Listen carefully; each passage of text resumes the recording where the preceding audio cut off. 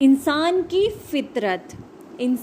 فطرت ہے کہ جب وہ ابتدا میں کسی شاندار کامیابی کا منہ دیکھ چکا ہو تو مایوسی کے خطرناک گھٹاؤں میں بھی امید کے چراغ جلا لیتا ہے، لیکن ایسا انسان جو ابتدا میں ناکامیوں کی انتہا دیکھ چکا ہو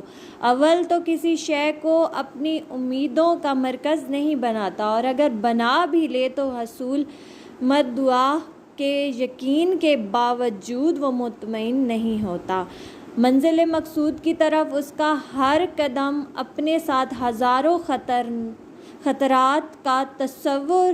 لیے بغیر نہیں اٹھتا، اور حصول مقصد کے بعد بھی اس کی حالت اس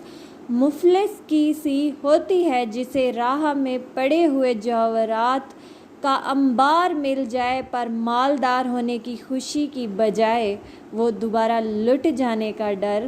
ہو۔